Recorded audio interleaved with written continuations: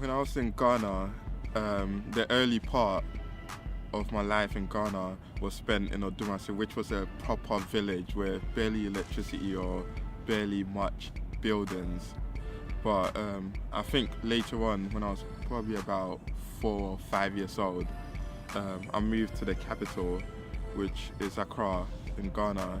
And I was always, even though I was moving from one family member, one auntie to one auntie, um, and moving around in terms of households, I was always with my brother, who's just 1 year, 7 months older than me, who's Stephen. And so we would always play together. We didn't have much, but we would always play together. And one of the games that we would play, because we really loved football, but we didn't really have a football to play with or anything like that. I think the closest thing we had was to curl up some old socks or something and play football with them. But one of our other favourite games that we used to play was a game we called Dodge Stones.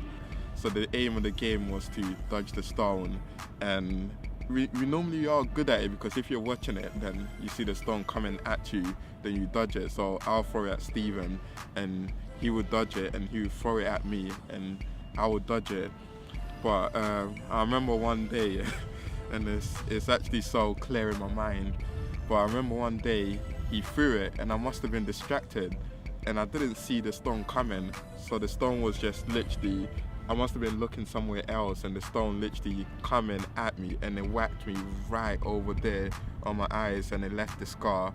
And even this scar, which is so close to my eyes, you can see it right over there, and with this scar being so close to my eyes, I remember that day blood was just pouring out my eyes, close to my eyes. It was just pouring over there, and literally I remember seeing him so distraught, and he was in tears, and like I was crying out loud because I think I was probably 6 or 7 years old, and I was crying because literally any closer to the right, it would have taken out my eye, and I would have been literally blinded with the eye.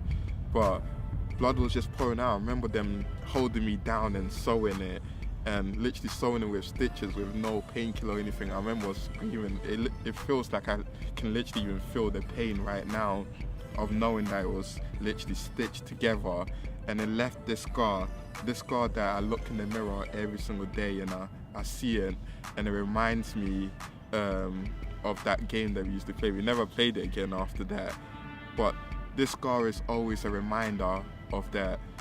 And I have many other scars. Another time, I think I was probably younger, we used to have massive machetes, if you remember, massive machetes. And normally I have another scar on my hand, which you might be able to see is right over there on my hand. And I have this scar on my hand, and people ask me, Joe, how did you get this scar? It's quite there. And I tell them that one day when I was in Ghana, literally my auntie left the massive machete, and I always like to play with things, and I grabbed it and I threw it in the air, and I caught it. It's a massive machete. I caught it and I threw it even higher, and I caught it again. So I wanted to test my limits and see how far I can go, and I threw it really high, and I tried to catch it with my left hand, and it just sliced off this part of my hand, and I remember blood pouring out, and literally them having to sew it again. Literally, I was literally a kid. I was probably 4 or 5 years old, and they sewed it, and I remember the pain of them holding me back and me crying hard.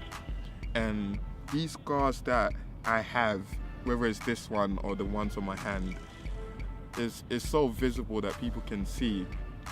But the worst sort of scars are the ones that you can't see. It's the emotional, it's the mental scars that still plague me even now. And I realize from now that these scars, these visible scars are there, but they're kind of gone. There's only a scar there, but the invisible scars, the pain, which can easily be opened up again when a circumstance arises, is what's still present. Is the challenges, is the emotional insecurities, is the low self-esteem, is feeling confused. And when you look at your own life, you've been through things, but there's emotional and mental scars that still hold you back. there's fear, there's not being able to overcome your insecurities, your low self-esteem. But what you can really learn, what I learned, was that these mental scars, if you neglect it, then circumstances will reveal it, and it can be disastrous for you. So you need to learn to be able to deal with your low self-esteem, your lack of confidence, because I've had to battle all of these that people can't see, but it's always been dormant in me. And when you learn and apply the appropriate principles and knowing and being aware of these issues that are inside, the mental issues, the emotional insecurities, then you can actually be on the playing field where you can learn to overcome these issues, because they will hold you back from achieving your goals if you don't learn to be aware of it and learn to face it. Because I think I read a quote once that said that courage is not the absence of fear, but courage is the ability to act in spite of fear, and it's learning to act in spite of it, because it terrifies me being able to share my story like this. But what I know is if it can help anyone, then I know it's worth it, because it's knowing and learning to face your fear. And that's one lesson I've learned to do, and it's one that you can start applying from now on.